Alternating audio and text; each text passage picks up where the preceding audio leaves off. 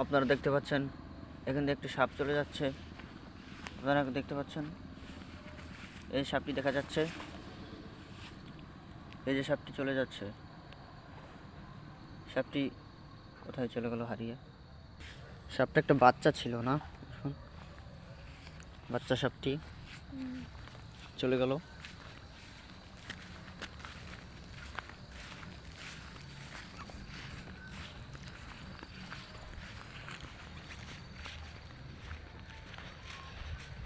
ঠান্ডা লাগতেছে, নিচ দিকে তাকায় হাঁটবা, ঠিক আছে? এটা কিন্তু